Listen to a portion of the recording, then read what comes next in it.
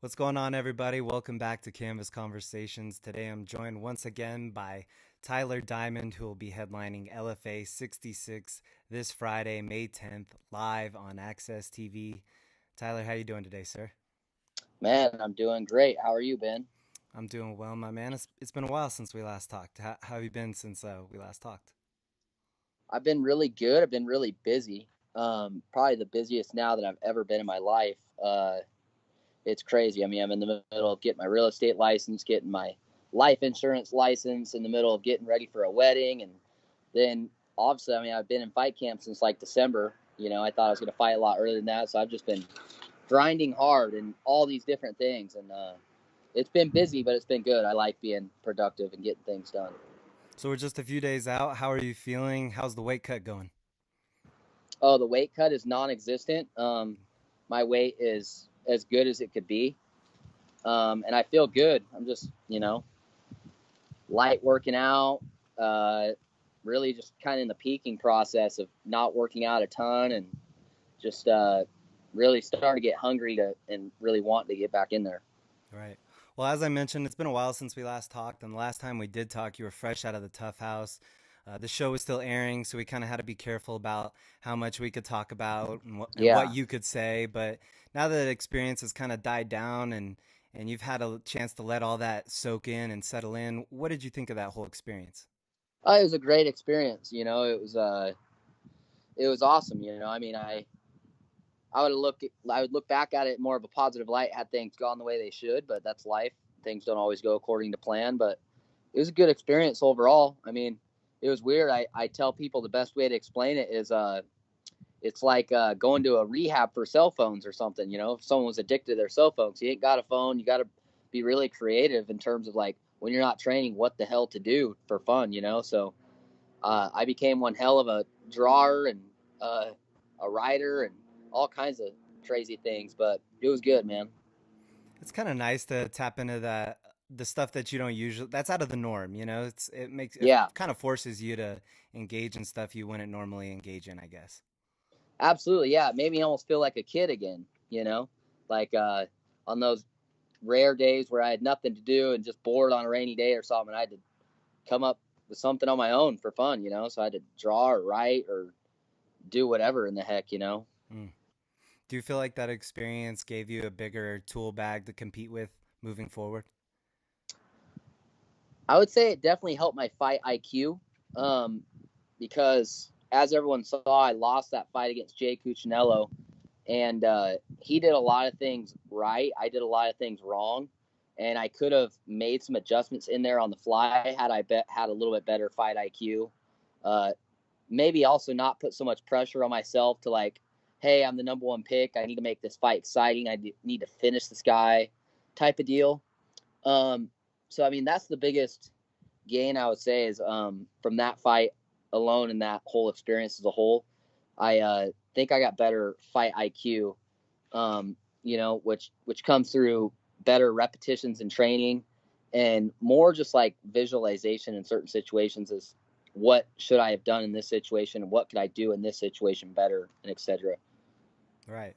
Well, after the show, you did fight Bryce Mitchell, and I know that one didn't go your way and tough, close decision. What was the process like for you after that, and with UFC and trying to get a fight? I'm sure there was some process there.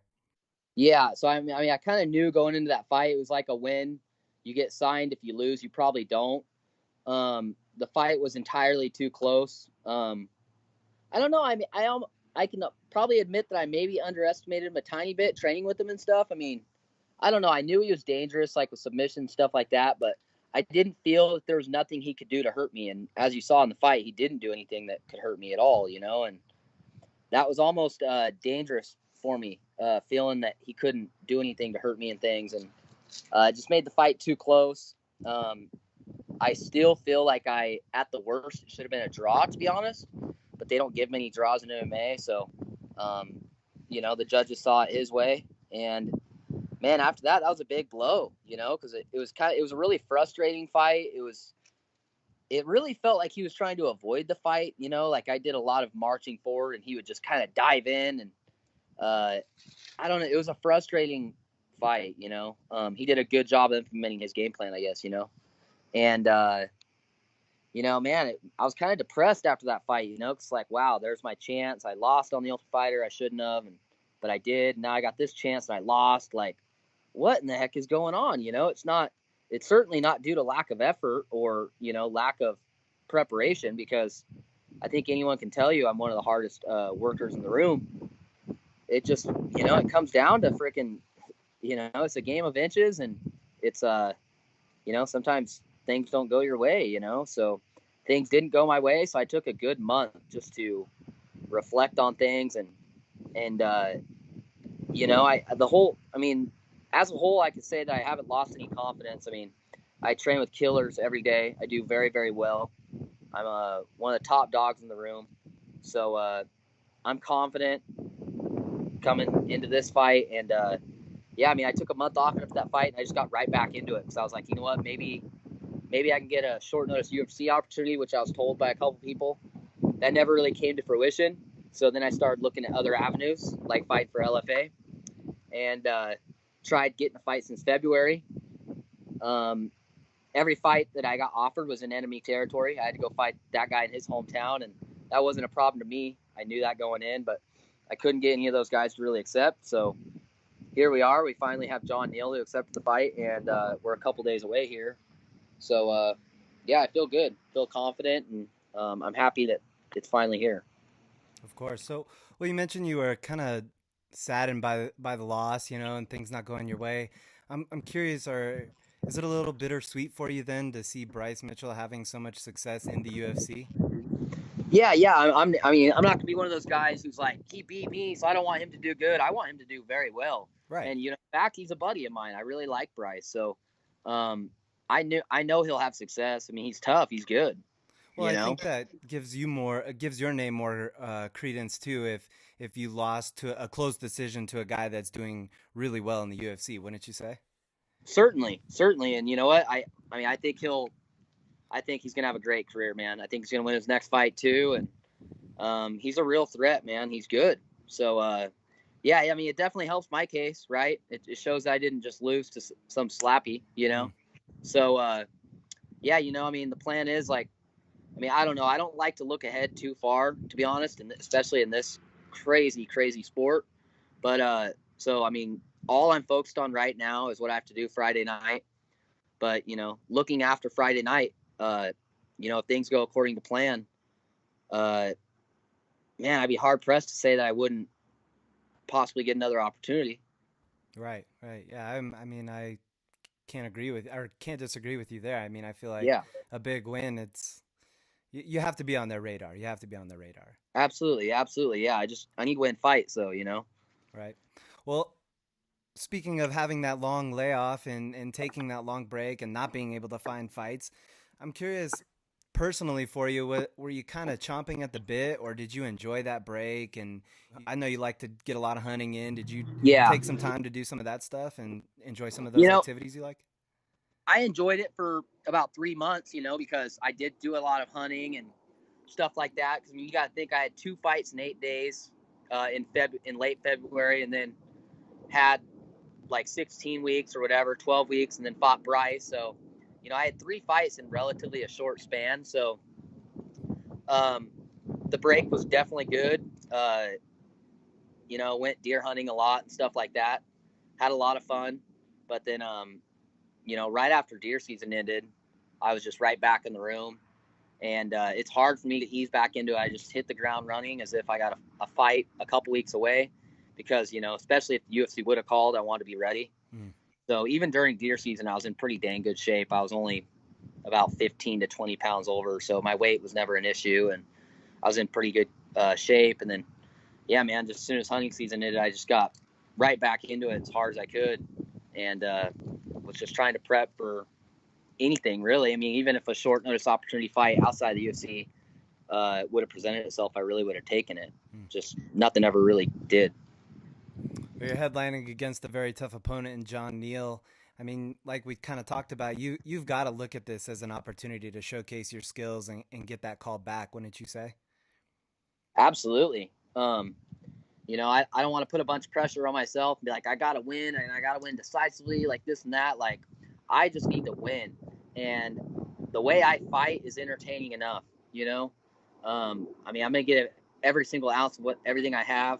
By the end of that third round, if it goes that long, I want to be dead tired. Like, I want to use all my energy, Um, so it'll be exciting no matter what, And yeah, I mean, it's all on me. Like, it's my job. I got to go win the fight, and that's it, really. Have you visualized how this one goes, how this one plays out? Man, I visualize every single scenario possible. I visualize the fight being long and hard and going the full distance, and it just being the hardest fight of my life. I imagine him, just taking it to me and me finding a way to win. I often imagine the worst case possible scenarios, but with me always coming out on top. That way, no matter what happens in that fight, like in my mind, in training, like I've been there before. And in training situations and scenarios, I will often put myself in the worst possible scenario with killers, and I got to find my way out of it. I got to get up, or I got to get out of these crazy submissions or whatever, and then, like I said, I visualize it as well. So that way, coming into the fight, there's no mental freakouts as far as getting in crazy bad positions, because I've been there before. I've been there in person. I've been there in my mind. So yeah, I do a lot of it, especially at night. It keeps me up at night. It's this game will Hmm. make you go a little crazy sometimes, man. But I mean, it's got to be familiar territory when you step into the cage, right? You got, like you said, that all has to be like you've done it before, right? Absolutely. And I have done all this stuff before. I mean, I've been in this sport for a long, long time. I mean, started fighting as an amateur in 2009. Hmm. So, I mean, like, I'm a seasoned vet, I mean, I've had 9 amateur fights, a lot of them that went the distance because I fought really tough amateurs at the time. And I've had 12 pro fights.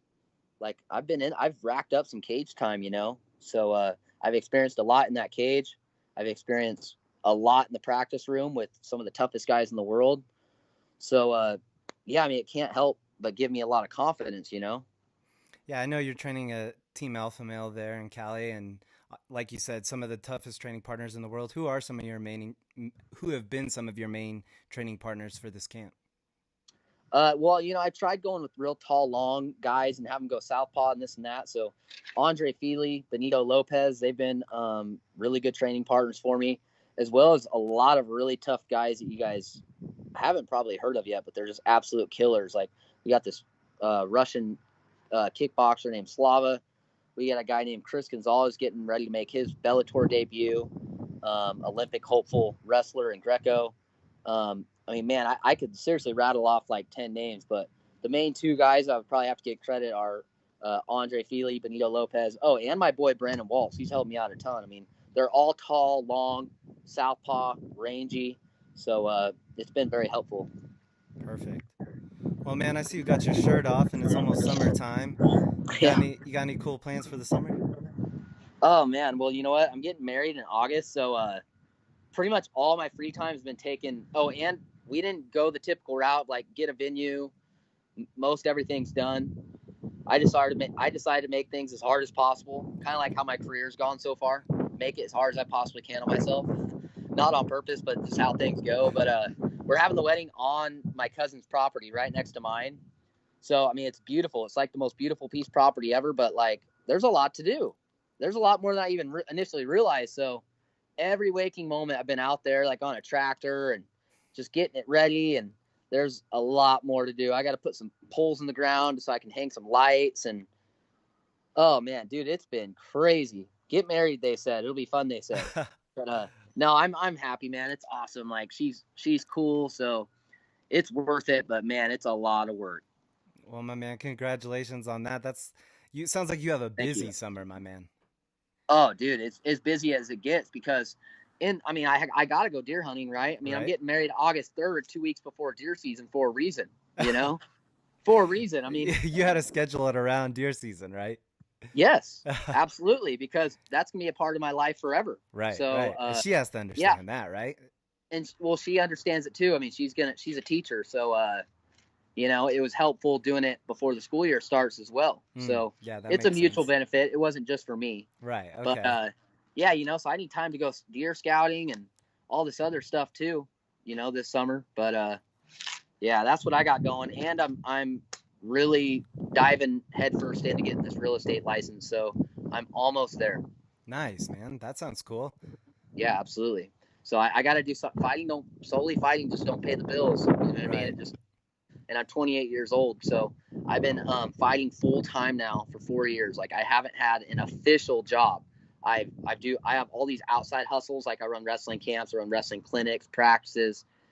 Sometimes I'll just call somebody up and be like, "Hey, you got any work I can do? I'll be there. Put in an 8 hour day or whatever." But that's all temporary money. I need long term money, so I got to start making a good income and start building up my wealth so I can buy a house and just use that money to make more money and invest it and things like that. Oh man, I'm so glad to hear you say stuff like that. I think there's too many fighters that get caught up in just fighting and they don't see the long-term road ahead, you know what I mean? And they Yeah. miss out on a lot of good opportunities. So I'm glad to hear you're doing making the most of your time, you know. Yeah. Thanks, man. Yeah. And I'd have to agree. I mean, I've certainly learned, off some peers that I know and some teammates I and mean, you things got one like of the that. best in the business to learn from, Uriah Faber. You know what I mean? Yeah. But yeah, exactly. With that being said, I feel like I am in the best possible scenario. I mean, I could have not been on this team and already had this kind of sense of mind or whatever. But it certainly helps having a mentor like him who kind of preaches the same stuff and kind of has the same philosophy. I mean, philosophy of living below your means, so that you can live a fruitful life later. Mm, And that's what I'm trying to do, man. I mean, I just haven't made much money yet, but when I do make a bunch of money, I'll be good. there you go. You got a wife. You have all the fighting stuff down. You just Hmm. get that little extra income. You'll be set. Absolutely. My man. Well, Tyler, before I let you go, if there's anybody you'd like to shout out or mention, the floor is yours. Yeah. Shout out to my fiance. I mean, of course, right? Got to. I mean, I was just talking about her getting ready for this wedding, so she's awesome. 100%, 110% supports me and everything I do. Got to give a shout out to my family, her family. Um, they do whatever they got to do to make sure I'm successful and to set me up for success. And then sponsor wise, I got to thank Lana's Egg Whites supplying me whenever I need. My barber Flacco. My hair is not done right now, so I shouldn't even taken my hat off. But when I do it, it looks really good. So thank you, Flacco, and yeah, and then just everyone else that supports me, man, and hasn't just given up just because I, lost 2 fights. This is the fight game; anything can happen, and I'm still one of the best featherweights in the world. There's no doubt in my mind, and there's other people out there. There's no doubt in theirs too. So I really appreciate those guys. All right, guys, tune in this Friday, May 10th. It'll be Tyler Diamond taking on Jon Neal live on AXS TV. Tyler, thanks a lot, brother. Hell yeah. Thank you, brother.